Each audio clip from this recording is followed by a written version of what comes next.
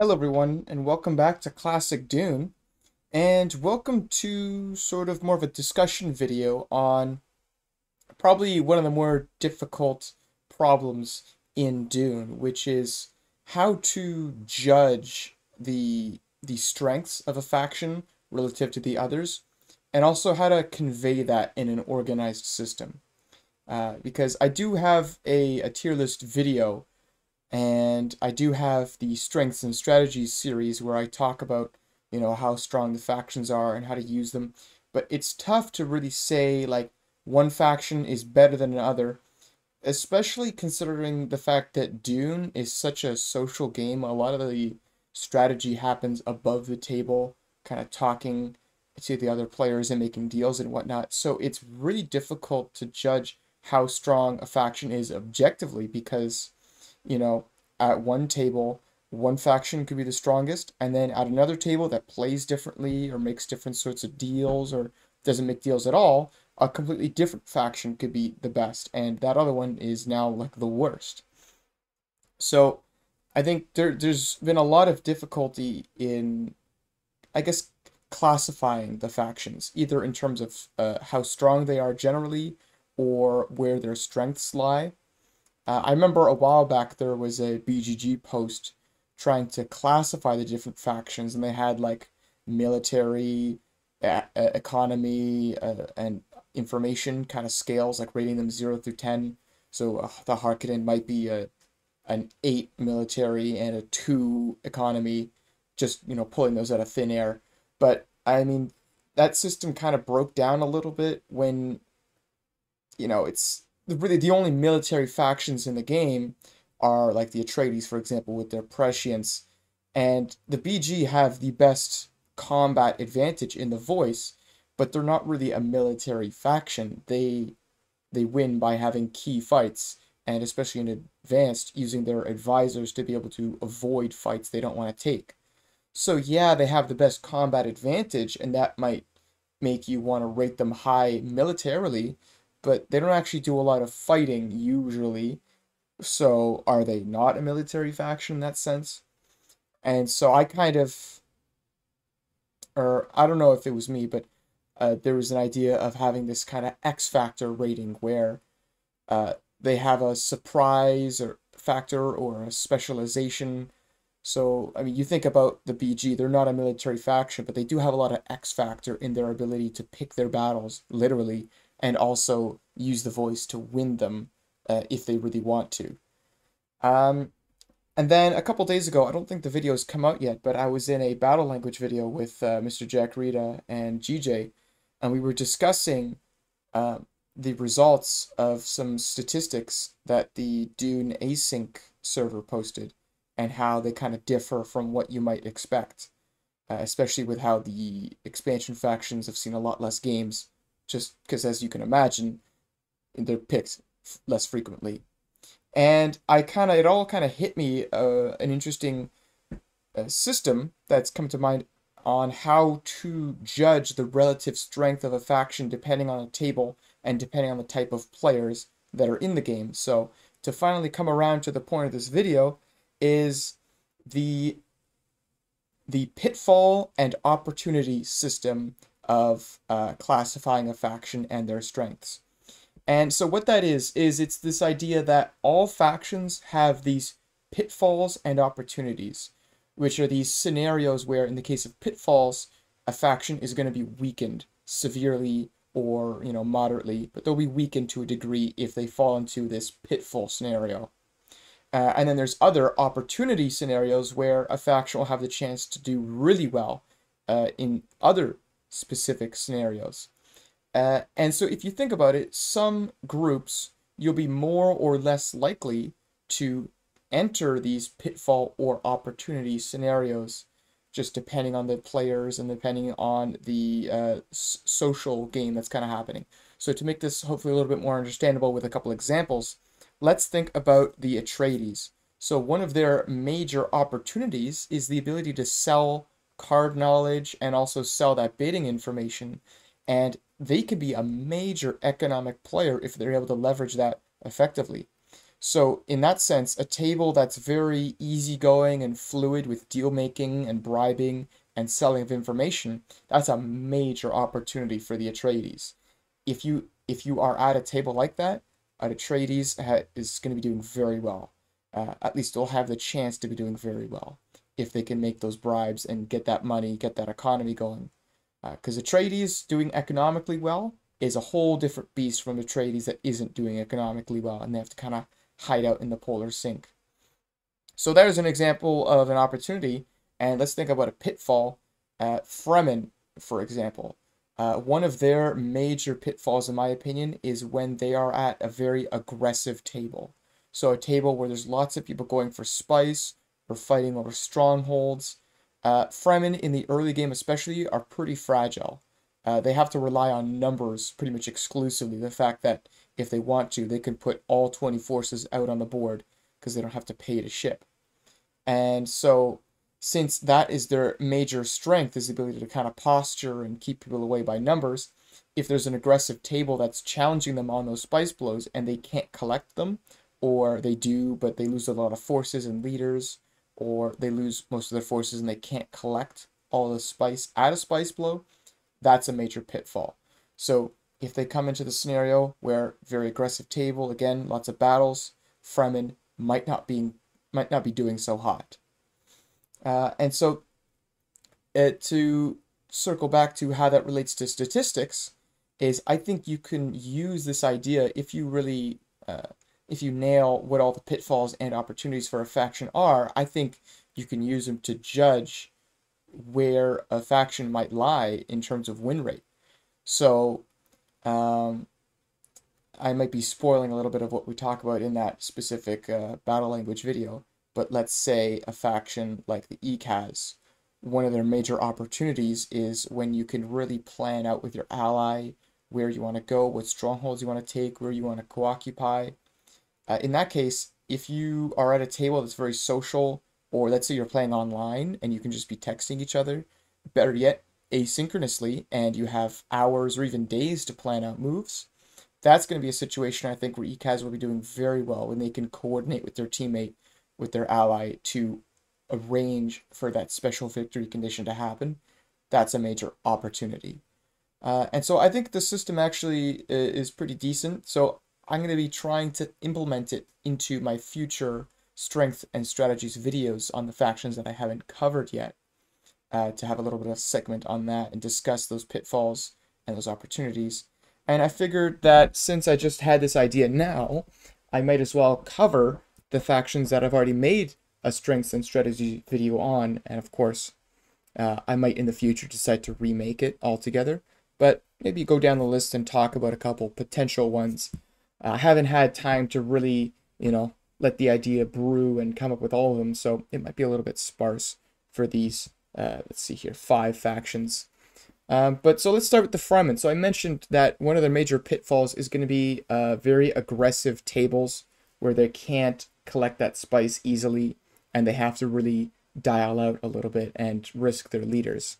That's definitely one of their major pitfalls. I would say another pitfall for them is going to be spreading themselves out too much. Why not grab the dot and have a bit of a visual aid? So many times as Fremen, you will go for spice blows and you'll have your forces survive. And by turns, 5 or 6, you'll realize that you're kind of scattered in terms of your forces. And all factions get 1 shipment and 1 movement. And the Fremen, since they have better movement than normal and their shipment is cheap, I think they really benefit a lot from being able to focus on specific territories with a lot of forces. And if you kind of spread yourself out, you're going to dilute your forces, basically. You're not going to be able to bring to bear a lot of guys instantly in one spot because you're spread out across the board.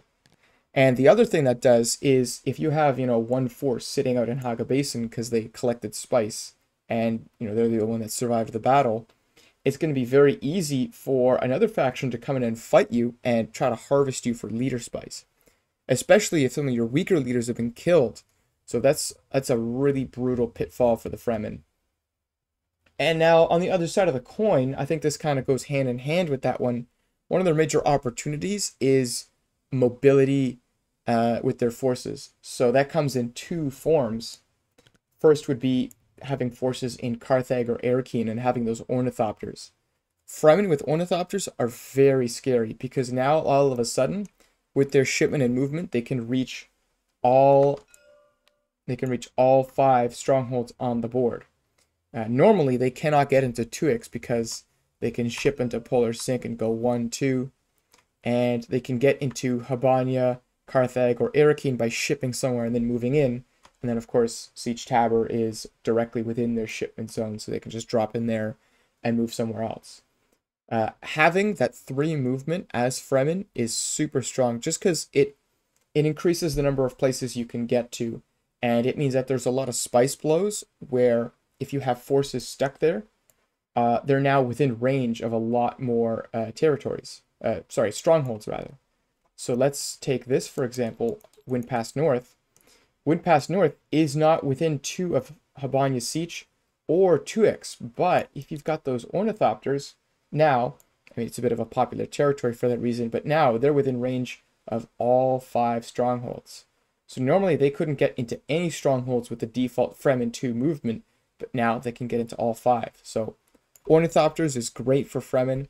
And the second thing is a little bit less within your control is if you can worm ride.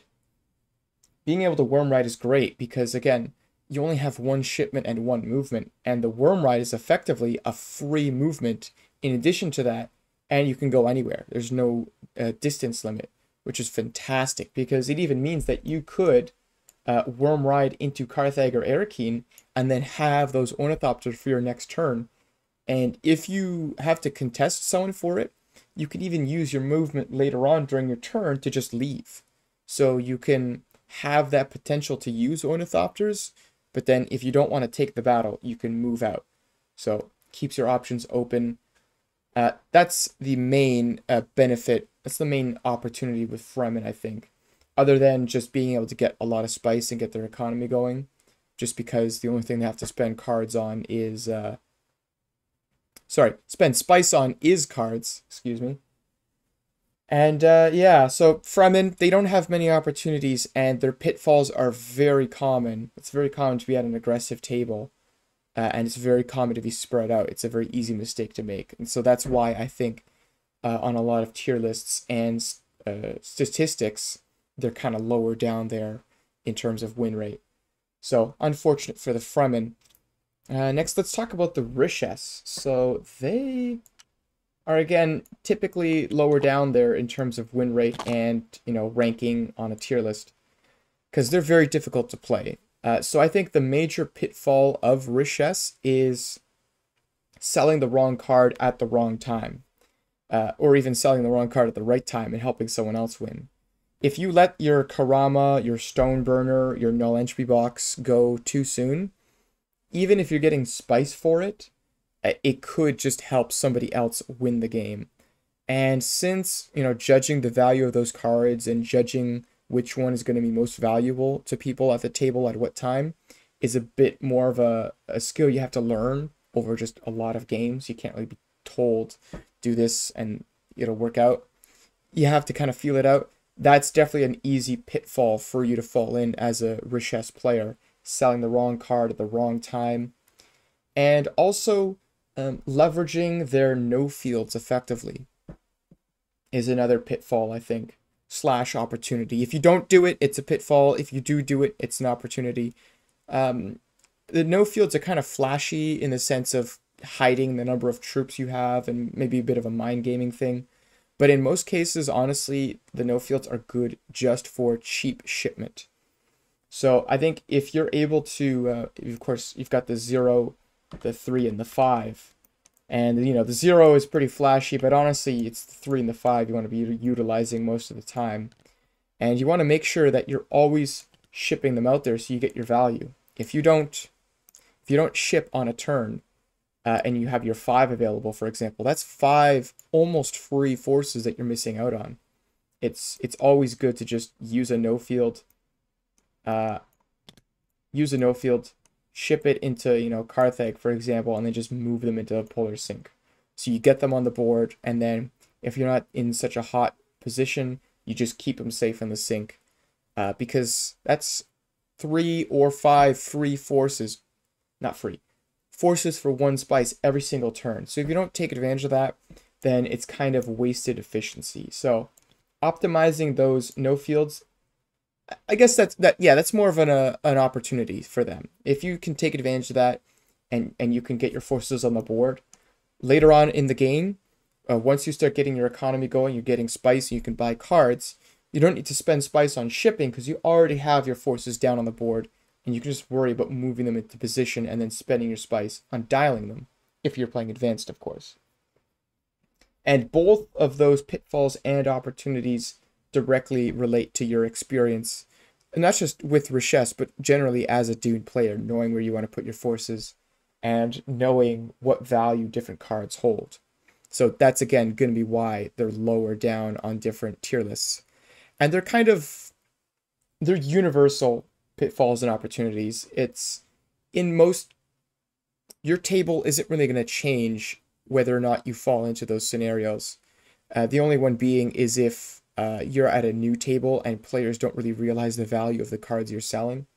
Actually, yeah, that's a pitfall too. If players don't realize the value of a card you're selling, like let's say Silago South is a spice blow, and you say put Ornithopter for sale, which is of course the card that lets you have the 3 movement, or you can move 2 groups of forces.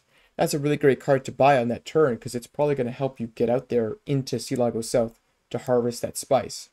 But if your players at the table don't really clue into that, out of lack of experience or just you not telling them, then they won't bid as high and you're not going to get as much spice. So yeah, that's definitely a pitfall, is if the table isn't very experienced, which is definitely a good reason to save Richesse for a table where everyone's a little bit more familiar with the game. Not just you playing them, but generally everyone at the table playing the game should be pretty familiar with how kind of the game flows and how the treachery cards work and whatnot.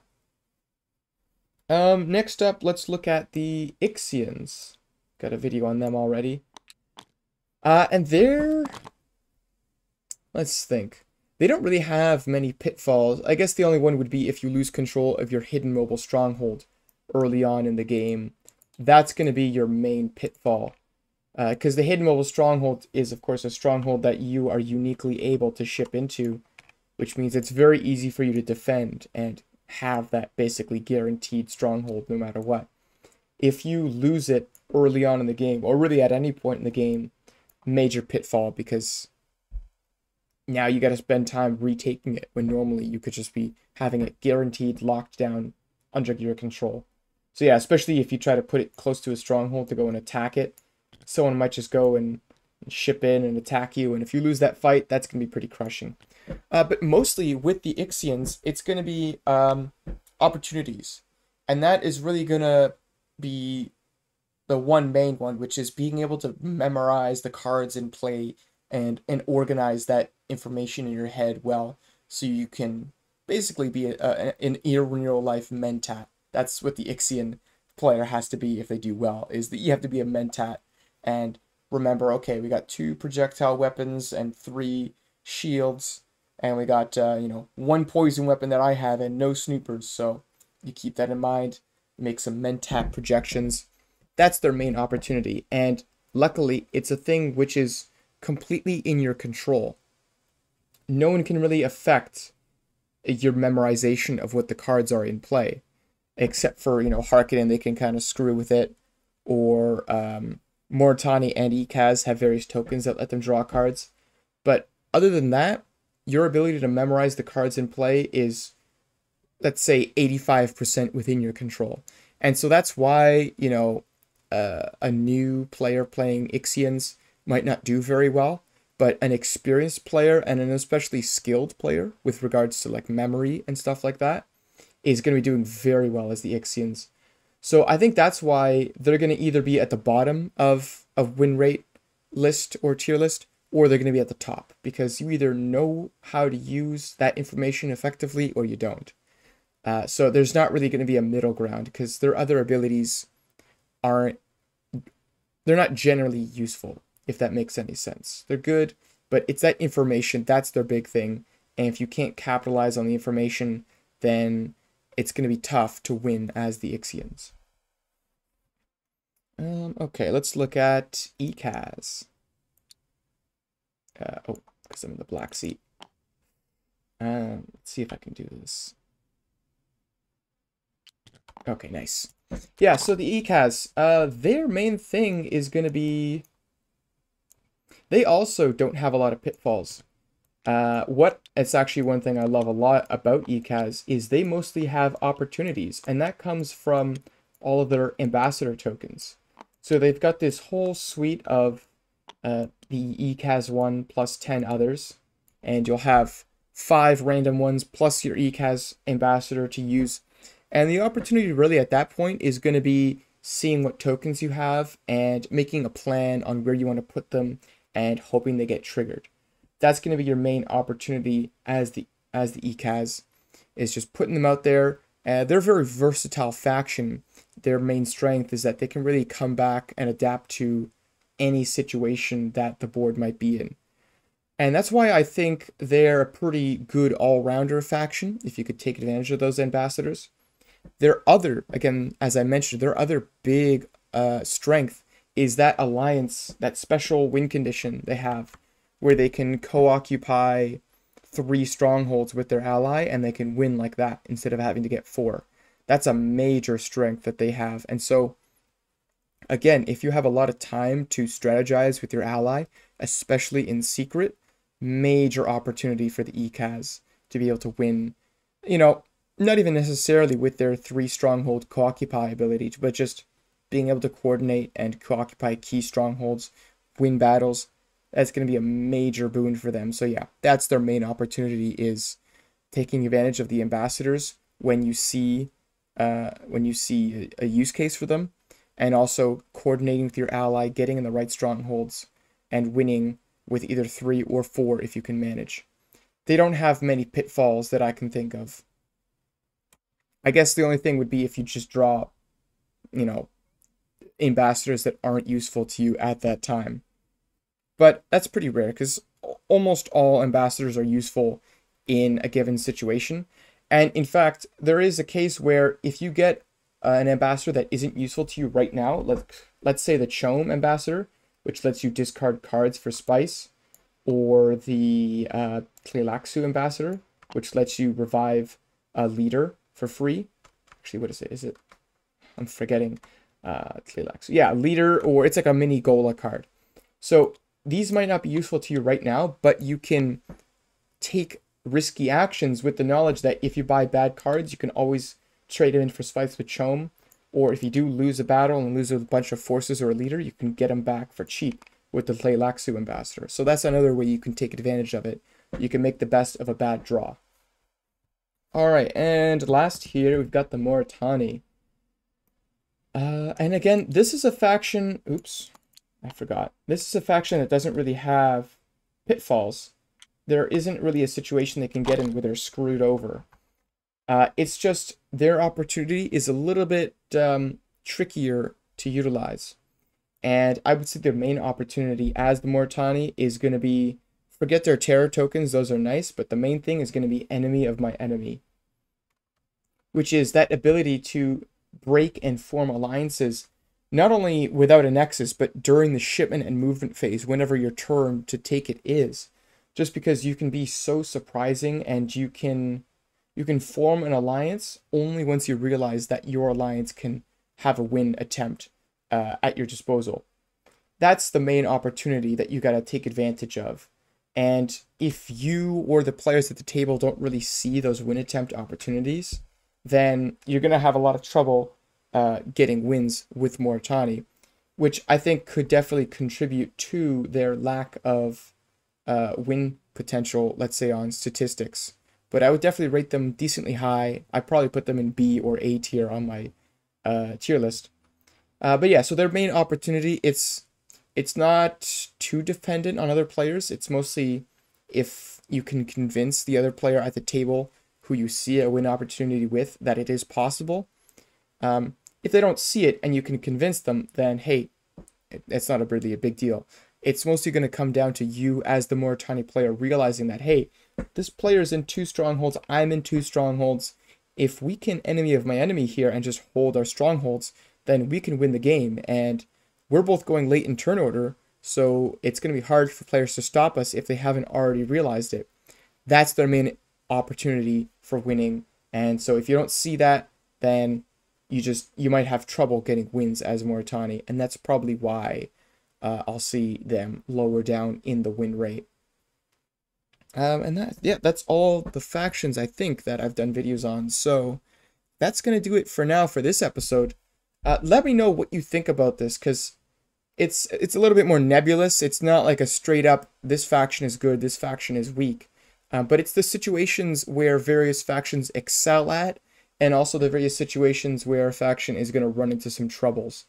And I think that because Dune is a game that changes so much depending on who's playing and what the board state's like and how much people are talking to each other, and especially how long the game has been going on. If everyone's tired, it's going to be a lot easier for a faction like Moritani to, let's say, see a win opportunity and snipe it with any of my enemy, as long as the Moritani player can see it and the other players can't, because, fatigue, you're 6 hours deep into a game and it's just, oof, let's get me out of here. So yeah, let me know what you think, and let me know if there's any pitfalls or opportunities that you've noticed in your games. Like, I know I've heard a lot of players where, Atreides just is able to make bank selling info, or nobody wants to buy, or the Ixian player is shorting them, selling their information cheaper, that, the Atreides just have a rough time. They fall into that pitfall. So yeah, comment below if what you think about this idea. I think it's pretty good. I'm definitely going to try implementing it in my future strengths and strategies videos, and we'll see how that pans out. That's going to do it for now. So until next time, I'll catch y'all later.